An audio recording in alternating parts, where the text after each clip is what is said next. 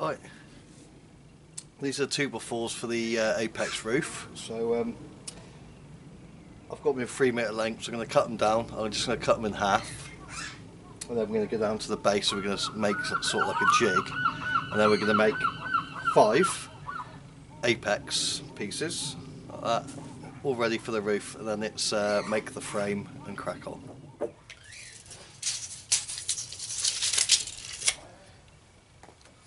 So I've marked 150 centimetres, all of them. I've got my square down there, so I'm going to square them off, draw the line.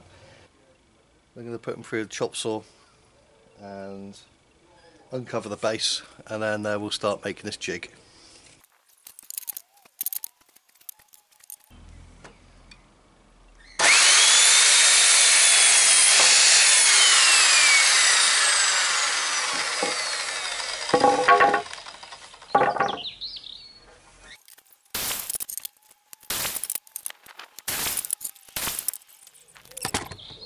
There you go, that's the pile of wood, all 1.5 metres, and each pair of them will make up one apex roof. So what you got to do now, we have to put sort of like an angle on one of these, sort of like down like that, and then it's 2 of these are going to join together, then that'll be one shallow triangle, and that'll be our apex roof.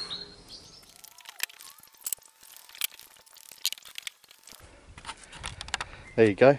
So that's basically what we're going to do. We're going to lay the first one out like, sort of like that.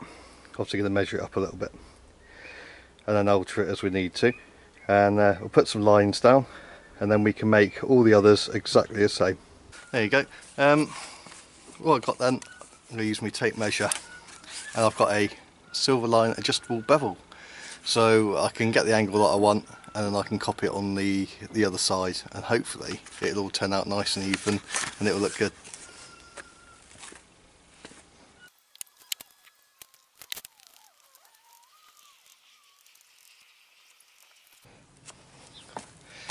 So we've got a straight edge, a square, and obviously a pencil to draw the lines. So what I'm going to do, I've already marked out where the midpoint is, so that's going to be the centre where the top of the triangle is, like that. So I'm going to measure out the height. I'm going to go for the apex is 0.4 metres, and then we're going to go from there. I'm winging it. There's no method to this. I'm not measuring angles or anything like that. I'm just basically winging it totally. So we'll see if we can do it. See if it's successful.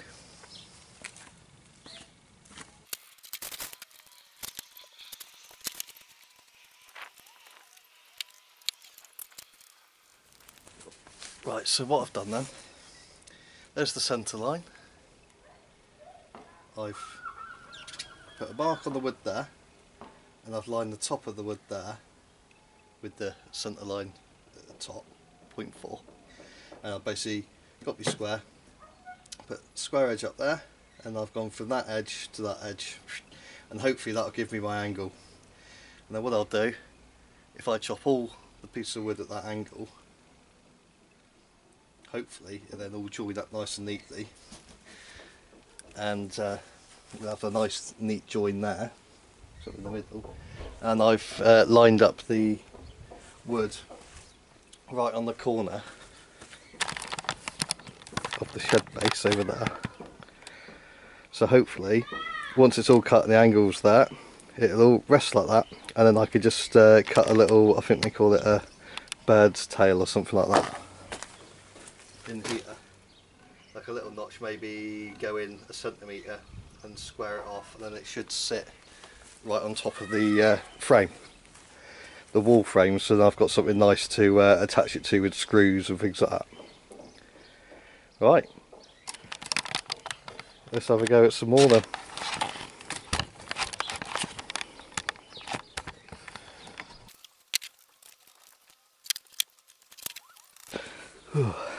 Right, now I'm going to go and cut my first ones, and I'll come back, see if they match up, and if they do, then I'll do all the rest.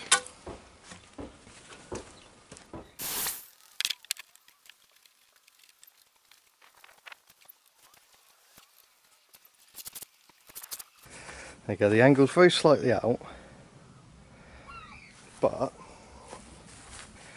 what I can do now is at least I can put the lines on there and I can chop the angle a little bit more if I need to, until it's perfected.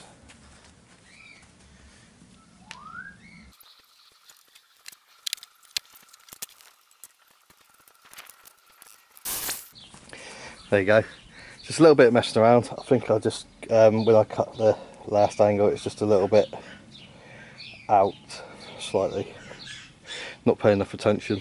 So just on one more slice, just took a very tiny little piece off just to straighten the cut out, and it's perfect now.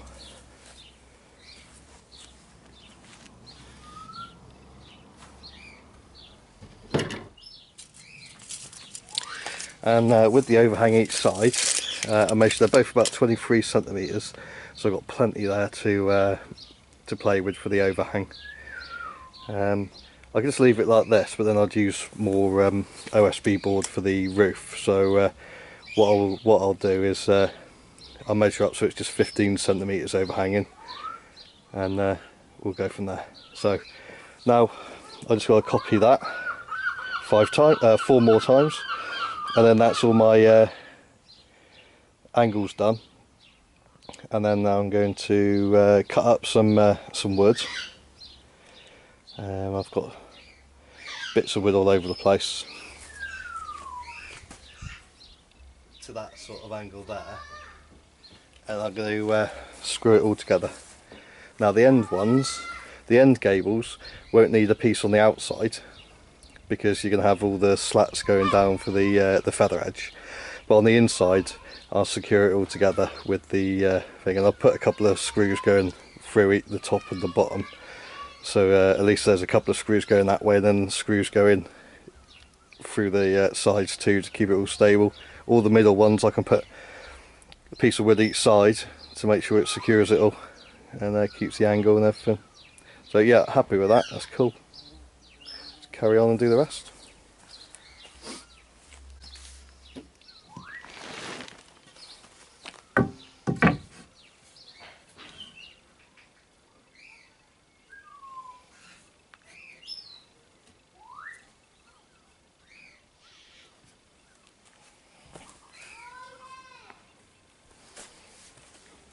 And if you have a look here,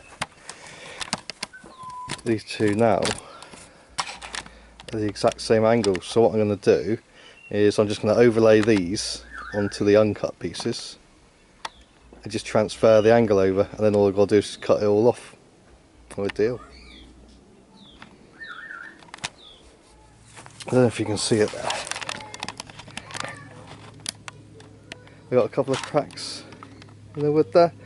So what I'm going to do is I'm going to leave them at the unangled end, which will most probably be chopped off. So don't forget, we've still got 23 centimetres overhanging. I only want 15 centimetres, so all that will be gone, so it'll all be nice wood. So any imperfections, leave them on the uncut end, and you should be able to get rid of them. Right, it's all going well at the minute, so let's crack on.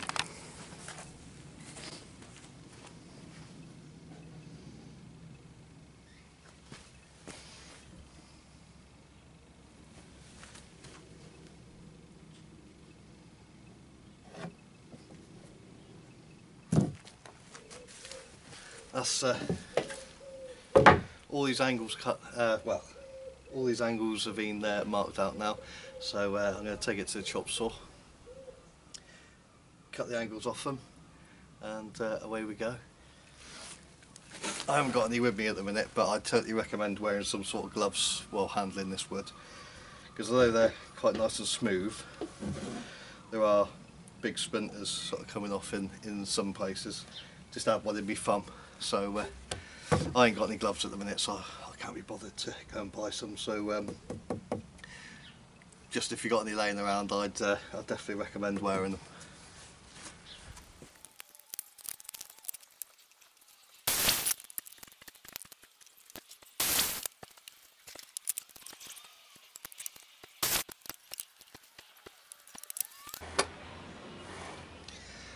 When you're cutting, if you got one of these sort of chop saws, do keep the wood out a little bit.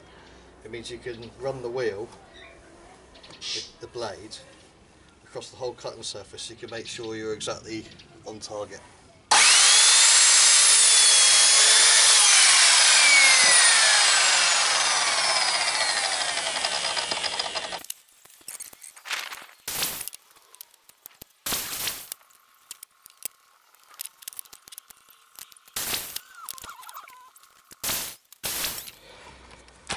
There you go, all pretty much the same angle, all good.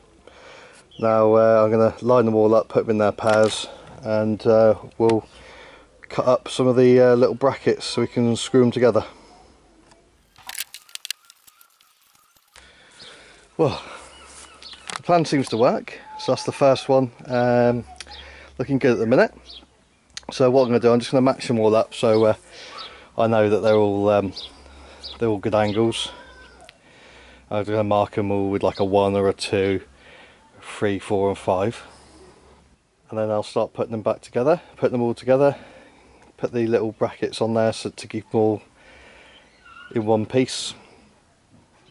And then after that I think I'm going to cut it for the day, and then it's making the actual frames for the walls, and then obviously these will sit on top. So what I've done at the minute then, just to recap, we've laid them along there. I've not done anything scientific, I've not measured angles or anything like that, so the pros have probably got their heads in their hands at the minute. So what I've done, laid them all down there, I've marked the middle point, we've gone up 0.4 because that's what I wanted the height to be. Top of the piece of wood go there, the tip of it, and then you mark where the centre point is with a square, up, across to the point, and chop that angle off. And then it seems they're all exactly the same angles, both sides, and then it's basically just go and chop them all the angles off, do them, replicate it on all your cuts. So I'm having 5 apex pieces, so what you're looking at there is 10 separate pieces with the angles. Put them together, and then you're going to need 8 pieces of wood to brace the pieces together like that, so you can use, it's basically, I'm doing it for extra security. You could put massive nails and things going all the way through the top, you know, going into the other one, but I'm going to put some screws in as well, and then I'm going to put the little sort of bracket over there for just extra strength. I want this to last for ages, so I'm not taking no chances. And then you may say, but it ain't going to sit on top of the shed very well. Obviously like that with angle. What I'm going to do there is I'm going to cut off, I can't remember what they call it, I think they call it bird's foot or something like that. Cut like a bird's foot here, so it'll be like a triangular shape, and then it should sit nicely right on top of the frame, and then I can go and put some screws or nails straight through the top there like that, and that way we should be able to get it secured down really strongly. Also, you know, if you want to be extra safe and secure, I suppose you can get some right angle brackets and just screw them to the side and screw them to the frame. Ain't going to go anywhere then, not even in a gala, you know, a force 12 or something. Well, might in a force 12, but we ain't getting them round here. So right, I'm going to crack on then. That one's very slightly out, so I'm just going to take a little slither off there. Perfect now. That's all the apex is done. The big roof trusses going across there. So now I'm going to make the little sort of like truss shaped, sort of like triangle shaped little squares of wood, and I'm going to use them to strengthen the top. So I'll do one for each side on the middle ones, and the inside edge of the sort of end gable ones, and then the other side of the end gable will be the feather edge stuff, so that will add strength. But on the inside obviously there's nothing there strengthening that, so I'll put them there as well. And then that's the roof trusses done. and then that'll be the end of this section, and then the next section will be the frame. Get the frames up. I'm still yet to decide on the windows. I've got some second-hand aluminium windows which I might stick in there, but I'm not sure. I think they're too big, so I might sort of go with just the normal perspex ones which I can open, as in I'd like a window that could open, but we'll see. I'll get to it when I get to it. Right. Right, just found a bit of plywood. I didn't realise I had, which would be perfect for this. So you obviously don't need anything brand new to do these little like bracket things, but something like this, absolutely perfect. Nice thick ply. That will hold screws in there really nicely. It ain't cost me nothing. Not had to buy anything for it. So I'll crack on. I'll get all the angles cut on them, and then I'll sort of think of a design. Right. They're in the basic position. That's what I'm going to do. I'm just going to sort of carve out a rough size of this bracket thing that I want, the wooden bracket. I'll pick one of the middle ones, and then what I'll do, I'll draw it onto the floor, and then I've got a permanent record of sizes and dimensions and things. Obviously, using the flooring, I'm going to be covering it up and all that sort of stuff later on in life. So, use this as your noteboard. It ain't going to rub off, pencil. It can get rained on or whatever, it ain't going to wash away. So if you need to put any important things on there, measurements and stuff like that, things you need to remember, write them on there and you'll see them next time you come down. I think that's a top tip there. I'm going to use my bevel edge for the first time now. What I'm going to do, I'm just going to set the angle on this, which I can then transfer to the piece of wood I'm going to use as the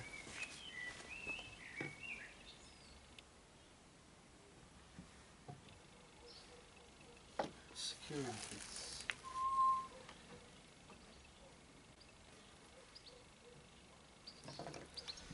There you go. I'm just going to use this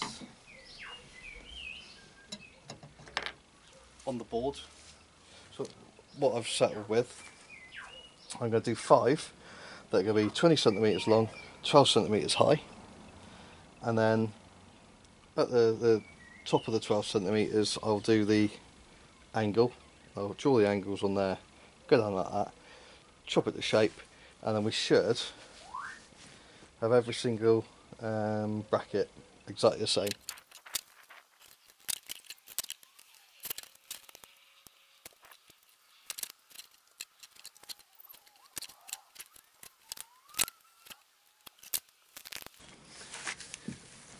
Right, I marked up there, loads of rectangles, 20 by 12s. So once I've done that, I'll mark the centre line,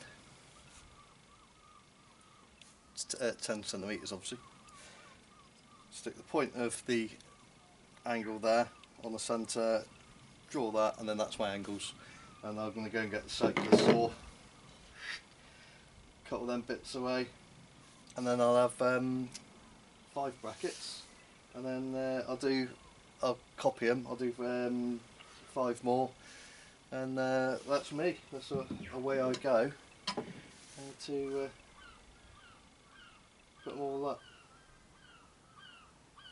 What I've just remembered actually is I don't need 10, do I? Because I don't have I only have 1 each on the end gable, so I only need to build 8. Obviously the end gables don't have the brackets both sides. There we go. Got my hardware.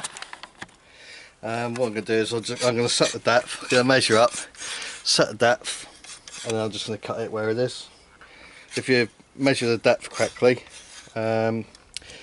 you're not going to cut through into the board, Might get a couple of nicks or whatever, but it'll be a lot quicker doing it like this. So I'm going to measure it, set a depth, which I don't know if you can see, you can set a depth there, that, and away we go. Helpful, I'll put a battery on it.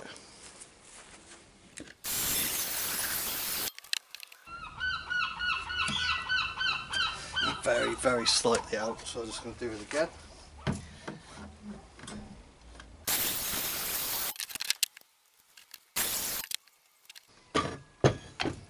Now before I carry on, very, very naughty, no eye protection. So I'm going to go and get some goggles. Should have some gloves if I ain't got no gloves, but goggles, definitely. There you go.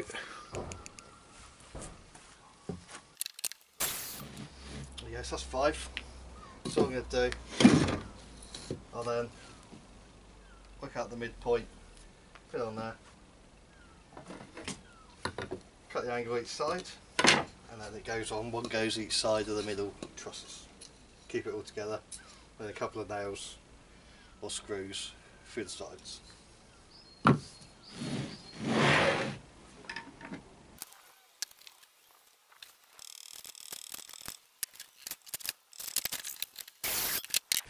Because I had a nice little piece at the end there.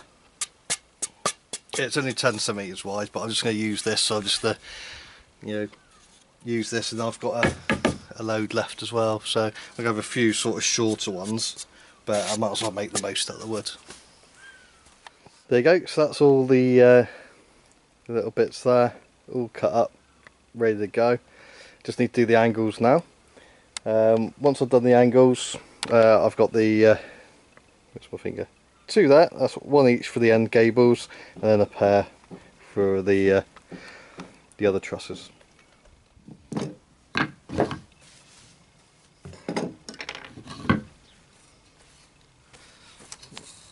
There you go.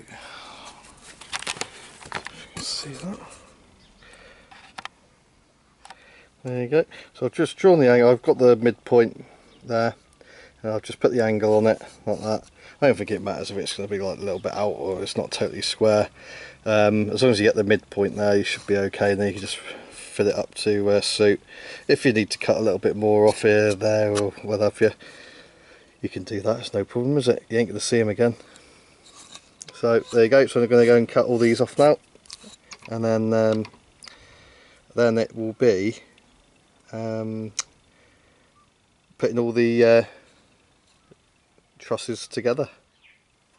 Just double checking it on the lines that I've drawn there, and it seems perfect, so ideal. Voila. And that's all the brackets done. Now just to fit everything together, and that will be the trusses done.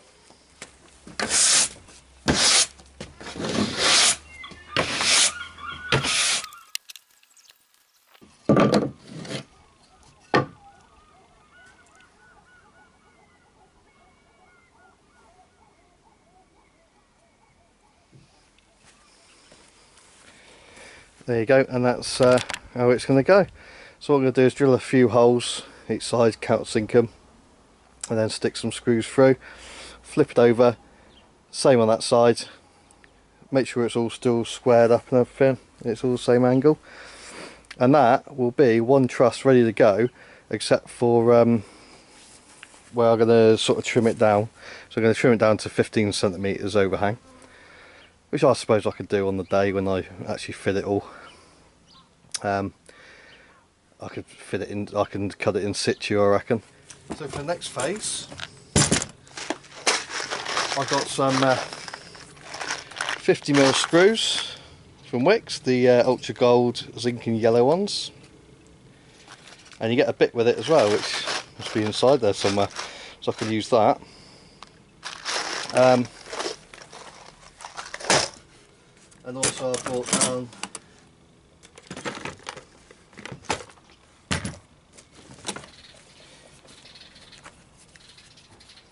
my impact driver and a couple more drills.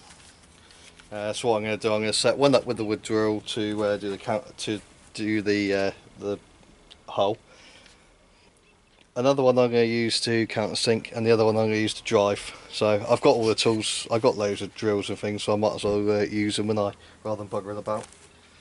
Right, let's get on with it. There you go, I found a little bit. So that was a little bit that was in the packet for free. So I may as well make use of that one, haven't I? Obviously, not everyone's going to have this amount of tools available. If you haven't and you've only got the one drill, no biggie. Just drill the holes first, then take the drill bit out, get a countersink bit just like this one. Put that one on, countersink all the holes you just drilled, and after that put the screw bit on and then drive the screws in.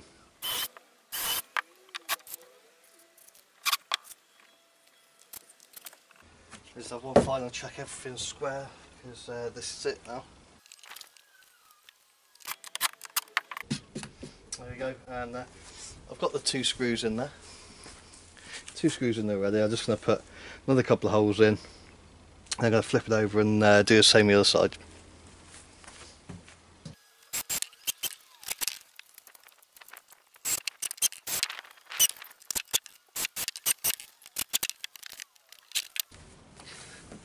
Right, and as I just found out, if I put 2 screws in a side, so that's left and right side, then flip it over and then those two sides as well, it's not enough. They still sort of flex a little bit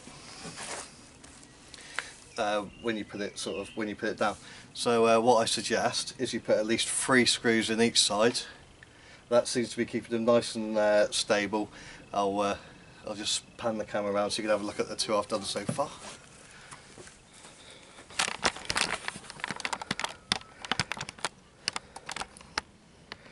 There you go, that's 2 there, all done and dusted. Just on the 3rd now.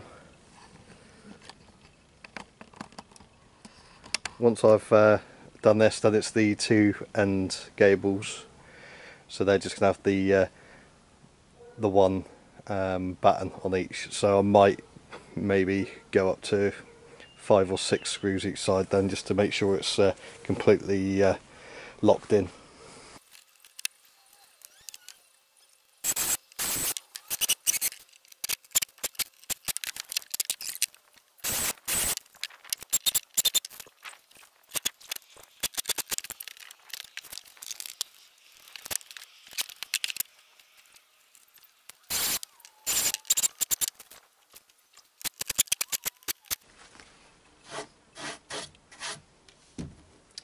What I'm going to do actually, I'm going to stick a couple more screws in just to make sure. I'll put 2 more each side.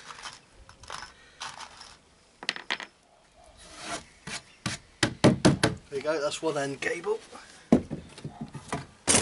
Nice and solid as well.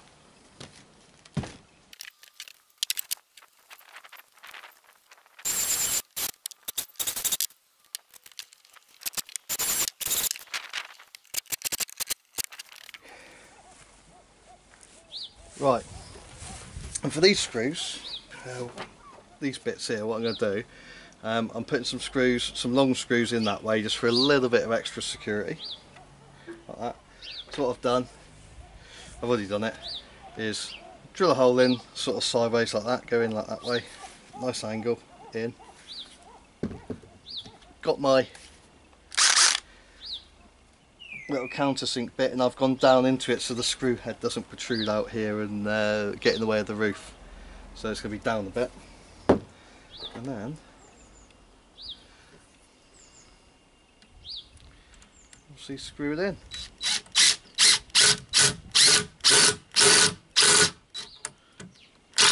There you go, so it's all nice and flat there, so it's not protruding.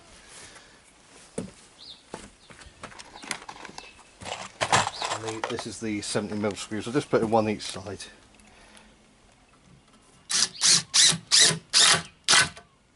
A little bit of extra security. There we go. And I'll do that 5 times. That's everything covered then.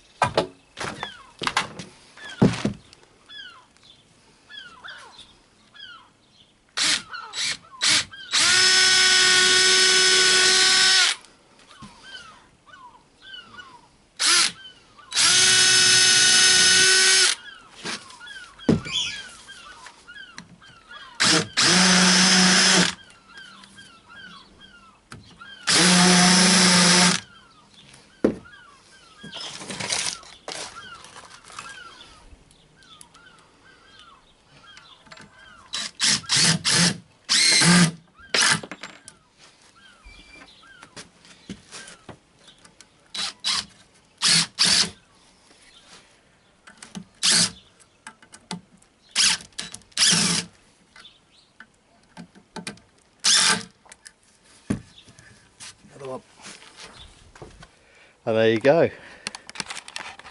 That's 5 apex roof trusses done. All ready except for little bird's feet angles, which I'm going to put in when the frames are built. So make sure they're exactly right. If I do need to make any adjustments, I can do it then. That's my little day's work. I ain't gonna do any more today because I can't be bothered. I'll do it all the frames in one day then. Do that tomorrow or something. It wasn't too hard. I'm a dumbass and I managed it, so I'm pretty certain everyone else could do it. I've done it in my own way. I've used no complicated maths calculations or precise angles or anything like that. I've just done it by eye, and as you can see, the result is actually quite good. I don't know whether it was because I was lucky or what, but it seems to work. You know, just do it by eye. If you're sort of sensible, you can do it. I've got no experience in any of this sort of stuff. I've never built a shed or anything this big before. Just done like woodwork class as a kid, you know, things like that. But that is that for now. So I'm going to rest them all down so I don't put any pressure on them for a bit.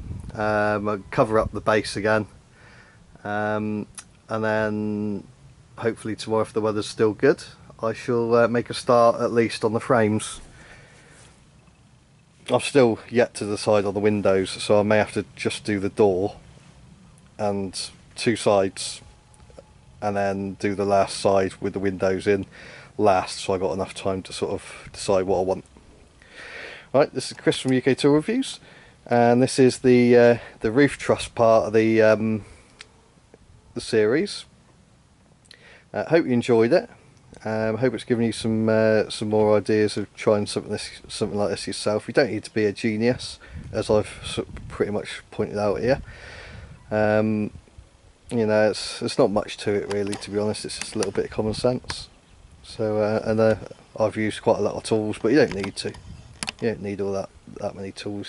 You just need one drill driver, and you can use that and just keep changing bits. But obviously, I had the bits, so I used them. So that's that for now. I might go and put a couple more screws in some of the other trusses just to make sure they are absolutely sorted. That's it. I'm going to tidy up, clear away, and that is I think it's part 3 or 4, I can't remember, but this is the roof truss part. Cheers, bye.